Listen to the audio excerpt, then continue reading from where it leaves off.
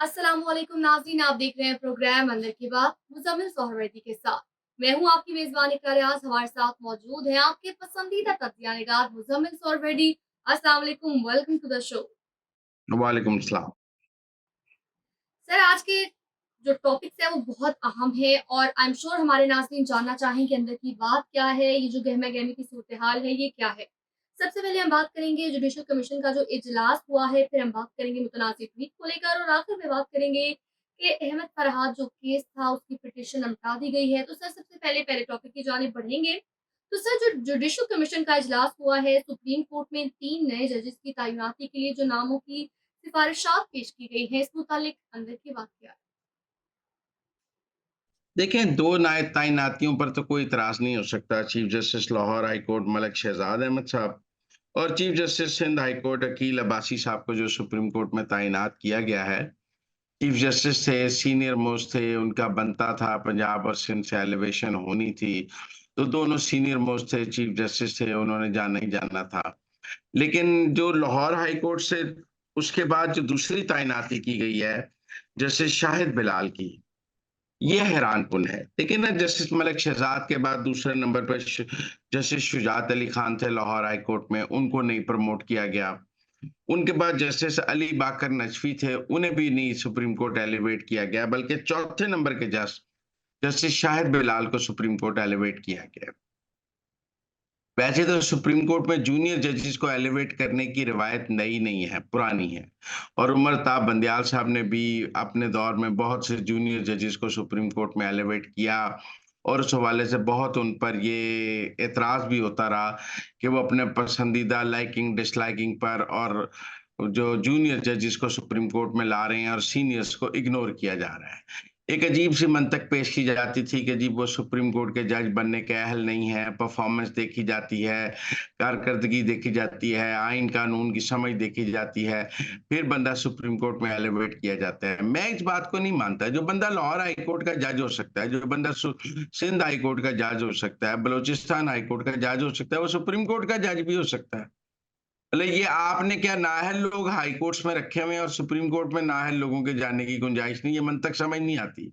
अगर कोई नाअहल है तो फिर वो हाई कोर्ट का जज भी नहीं होना चाहिए और अगर कोई अहल है तो वो फिर सुप्रीम कोर्ट का जज भी हो सकता है। ये हाई कोर्ट और सुप्रीम कोर्ट के जजेस के क्राइटेरिया में क्या फ़र्क है? मुझे तो आज तक वो ख़ास समझ नहीं आई कि सुप्रीम कोर्ट के जज कौन-सा ऐसा जो चाँद से तारे तोड़ कर लाते हैं, जो हाई कोर्ट के जज नहीं लाते और खुद ये देखना पड़ता है कि कौन-सा हाई कोर्ट का जज चाँद से तारे तोड़ सकता है और कौन-सा नहीं तोड़ सकता। आप ये जो जूनियर जजेस को ऊपर ले जाने वाली रवायत है, ये ठीक नहीं है।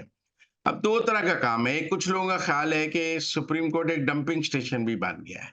वो ऐसे कि जो जज जो है आपको हाई कोर्ट में तंग कर रहा हो चीफ जस्टिस और च आपसे हाई कोर्ट मैनेज ना हो रहा हो, तो आप उसको सुप्रीम कोर्ट में एलिवेट कर लेते हैं ताकि वहाँ पर वो आकर एक खुडे लाइन लग जाएगा और नया चीफ जस्टिस ले आते हैं। और कुछ चीफ जस्टिस जो सीनियर मोस्ट थे, उनको प्रमोट नहीं भी किया। जो मुल पेशावर हाई कोर्ट के चीफ जस्टिस रिटायर हुए हैं, वो ये गिला करते ही रिटायर हो गए हैं कि उनको प्रमोट नहीं किया गया। बर्दाश्त कर लिया कि आपने जो करना है तहरीक-ए-इंसाफ की सहूलतकारी कर लें, आपको प्रमोट नहीं किया जाएगा। कुछ इस बार शहजाद साहब की भी ये बारे में ये राय थी कि शहजाद साहब से भी साहब बहुत तंग थे, chief justice Lahore high court से। इनफैक्ट इतने तंग थे कि आप हिसाब लगाएँ कि इलेक्शन कमीशन का और chief justice Lahore high court का भी फड्डा चल रहा था। Chief justice Lahore high court ने पिंडी और बहावलपुर के इलेक्शन ट्रिब्यूनल्स के लिए एक-एक नाम भेजा। चीफ इलेक्शन कमिश्नर का मौक़िफ़ था कि आपने पैनल भेजना है और मैंने पैनल में से सिलेक्ट करना है जो आइन है। आप एक नाम नहीं भेज सकते, मुझे डिक्टेट नहीं कर सकते। आप या तो 2-2 3-3 नाम भेजें, मैं उनमें आपके पैनल में से सिलेक्ट कर लूँगा। जब शहजाद साहब ने देखा कि इलेक्शन कमीशन उनकी बात नहीं मान रहा, उन्होंने एक जज शाहिद करीम के आगे पिटीशन लगवाई और शाहिद करीम से ट्रिब्यूनल्स का जुडिशियल ऑर्डर करा दिया। हालाँकि इसका जुडिशियल ऑर्डर हो ही नहीं सकता, लेकिन उन्होंने करा दिया। इसी तरह उनका पंजाब हुकूमत से भी फड्डा था जजेस की दहशतगर्दी की अदालतों के जजेस का, जिसमें एस्टेब्लिशमेंट भी समझती थी कि 9 मई के केसेस ट्रायल होने हैं और ये ऐसे लोगों को जज लगा रहे हैं, जिनकी 9 मई के मुल्ज़मान के हवाले से नरम गोशा मौजूद है। तो शहजाद साहब से भी एस्टेब्लिशमेंट भी बहुत तंग थी, हुकूमत भी बहुत तंग थी, उनको सुप्रीम कोर्ट ले गए हैं ताकि लाहौर हाई कोर्ट तो क्लियर हो। अब मेरा ख्याल है लाहौर हाई कोर्ट से वो शुजात अली खान को इसलिए नहीं लेके गए कि अली बाकर नजफी को वो नहीं बनाना चाहते थे चीफ जस्टिस, वरना सीनियर मोस्ट दो को लेके जाना चाहिए था। वो शुजात अली खान को हाई चीफ जस्टिस बनाना चाहते थे, इसलिए शुजात अली खान को नहीं लेके गए हैं। और अली बाकर नजफी को ले जाना नहीं चाहते थे, उनको चीफ जस्टिस भी नहीं बनाना चाहते थे, लिहाजा उनसे नीचे शायद बिलाल साहब को सुप्रीम कोर्ट ले गए हैं और अली बाकर नजफी को नहीं लेके गए हैं। तो ये जो सुप्रीम कोर्ट में तो सर, आई एम एलिवेशन का सॉरी टू इंटरप्ट यू, मैं यहाँ पर आपसे सवाल करना चाहूंगी कि क्या उनको जैसे शाहिद साहब को सीनियोरिटी के बेसिस पर लेके गया या इस वजह से उनको सुप्रीम कोर्ट में लेकर जाया गया है कि उनसे सब तंग थे? इसको क्लियर कीजिएगा जरा। नहीं, वो चीफ जस्टिस है, उनके जाना तो बनता ही था, लेकिन अब कई चीफ जस्टिस इग्नोर भी हुए हैं, उन्हें नहीं भी लेके जाया गया है। तो लेकिन ये चूंकि जाना चाहते थे और इनका ख्याल था कि मैं अब बतौर chief justice Lahore high court इतना नाकाबिले कबूल हो जाऊं कि आखिरी हाल यही रह जाए कि मुझे सुप्रीम कोर्ट ले जाया जाए, क्योंकि मेरा टेन्योर है, फिर मैं और तंग करूंगा। तो लिहाजा उन्होंने एक स्ट्रेटेजी के तहत इतना तंग किया एस्टेब्लिशमेंट और हुकूमत को कि सबको उनको ले जाने में आफियत ही महसूस हुई। और मैंने कहा ये लाइकिंग और डिसलाइकिंग पर सुप्रीम कोर्ट के जजेस की तैनातियां पाकिस्तान में बहुत अफसोसनाक अमर है। और जब आप जूनियर को तैनात करते हैं तो आप समझते हैं वो आपका ऑब्लाइज्ड है। उमर ता बंदयाल साहब ने जिन जूनियर्स को तैनात किया, फिर वो उनके जरिए अपनी मर्जी के फैसले कराते रहे, उनको बेंचों में शामिल करते रहे। प्रैक्टिशन कानून बनने से पहले भी कानून मुअत्तल हो जाता था। और हम ख्याल बेंचेस और ये सब इस्तिलाहें इसीलिए बनती हैं कि आप अपने पसंदीदा लोग ऊपर ले आते हैं, फिर उनके साथ मिलकर पसंदीदा फैसले करते हैं, जुडिशियल एक्टिविज्म करते हैं। मुझे 2 तैनातियाँ तो बिल्कुल मेरिट पे लगती हैं, लेकिन जो शाहिद बिलाल साहब की तैनाती है, उस पर सियासत नज़र आ रही है कि आप शुजात अली खान को चीफ जस्टिस बनाना चाहते थे और अली बाकर नजफी को ऊपर नहीं ले जाना चाहते थे। लिहाजा आपने चौथे नंबर का बंदा उठाकर सुप्रीम कोर्ट ले गए हैं, दूसरे और तीसरे वालों को इग्नोर किया है। सर, अब आज के दूसरे टॉपिक की जानिब बढ़ेंगे और बात करेंगे एक बार फिर से मुतनाज़ ट्वीट को लेकर। तो एक बार फिर से अडयाला जेल में एफआई की टीम पहुंची और बानी पीटीआई से तफ्तीश करना चाहिए, इस मुतालिक आप क्या कहेंगे?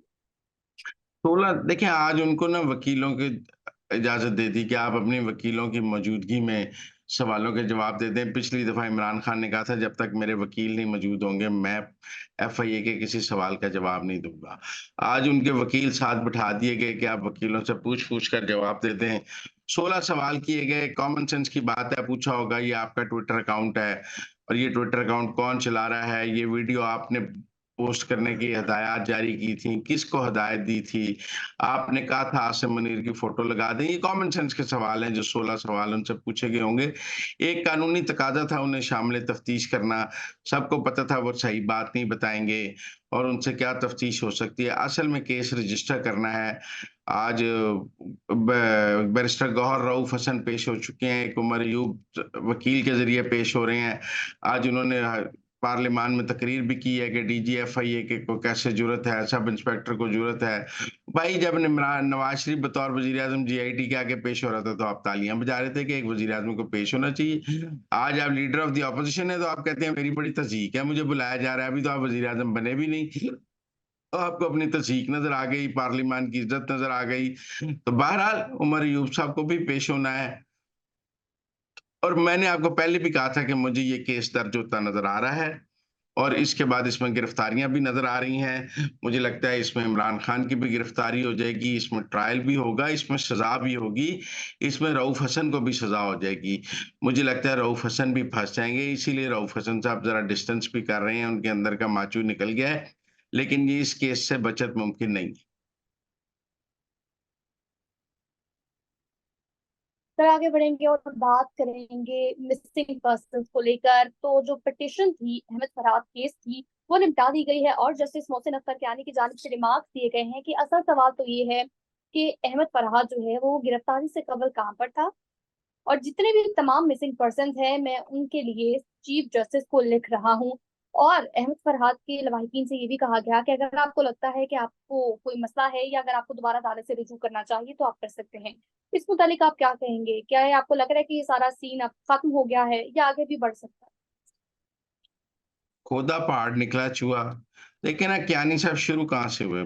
सेक्टर कमांडर पेश हो जाए, इंटेलिजेंस एजेंसियां कैसे काम करती हैं, उनके तमाम तरीक़ाकार पेश किया जाए। मैं डीजीआईएसआई को बुला लूंगा। एसएचओ को चाहिए जाके सेक्टर कमांडर का बयान रकम करे। इंटेलिजेंस एजेंसियों के पास कितनी गाड़ियां, कितने सेफ हाउस हैं, तफसीलात बताई जाएं। कहाँ से वो शुरू हुए और ख़त्म कहाँ हुए हैं। और उसके बाद उनको जब बताया गया कि फराद साहब तो आज़ाद कश्मीर हैं और आज़ाद कश्मीर की हदूद में आपका कोई ऑर्डर चल नहीं सकता, फिर चुप कर गए। फिर इन्होंने कहा मैं ये पिटीशन तब तक नहीं ख़त्म करूँगा जब तक अहमद फराद जो है मेरी अदालत में पेश नहीं होता, मैं पेंडिंग रखूँगा। एक पेशी नहीं गुज़री, अगलों की अहमद फराद की वहाँ ज़मानत कैंसल हो गई, वो जेल में रुल रहा है, आपने आज पिटीशन कैंसल कर दी। क्या मोहसिन अख्तर कियानी साहब एजेंसियों से हार गए पाकिस्तान की? क्या रियासत जीत गई और कियानी साहब का जुडिशियल एक्टिविज़्म हार गया? वो नहीं, जो रियासत चाहती थी वो हुआ है, जो मोहसिन अख्तर कियानी चाहते थे वो नहीं हुआ। अगर मोहसिन अख्तर कियानी साहब का ये ख़्याल था कि वो सेक्टर कमांडर को बुला के को बेइज़्ज़त कर लेंगे, को उसको अदालत में पेश कर लेंगे, कोई अहमद फराद को यहाँ लाकर आईएसआई के खिलाफ बयान ले लेंगे, तो मेरे ख़्याल में ये तमाम साज़िशें नाकाम हो गई हैं और इसके साथ-साथ कुछ कामयाबी नहीं हुई, बल्कि उन्होंने उसको आज पिटीशन निपटा दी है। बहरहाल मोहसिन अख्तर कियानी साहब के पल्ले मुझे नहीं लगता बतौर जज उन्होंने कोई इज़्ज़त कमाई है और ना इस सारे केस से उनकी इज़्ज़त में कोई, क्योंकि जज को वो ऑर्डर करना चाहिए जिस पर वो अमल दरामद करा सके।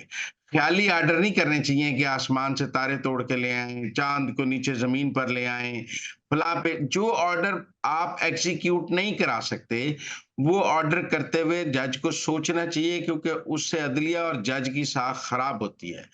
अगर आप नहीं पेश करा सकते थे सेक्टर कमांडर को, अगर आपको ये पता था कि आपका ये ऑर्डर इम्प्लीमेंट नहीं होना, अगर आप अहमद फराद को इस तरह, आज आप खुद कह रहे हैं मेरी वजह से उस पर ज़्यादा सख्तियाँ हुई हैं। तो अगर आपको ये अंदाज़ा था कि ये सब कुछ होगा, तो बतौर जज आपको पहले दिन तहम्मुल का मुज़ाहरा करना चाहिए था और ऐसे रास्ते अपनाने चाहिए थे जिससे अहमद फराद भी आ जाता और मुश्किलात में इज़ाफ़ा भी ना होता।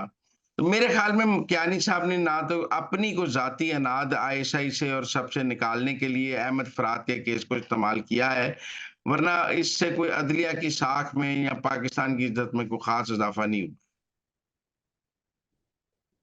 ठीक हो गया। तो नाज़रीन, ये थी आज की अंदर की बातें। हमें दीजिए इजाज़त। आपसे मुलाकात होगी अगले प्रोग्राम में। अल्लाह निगहबान।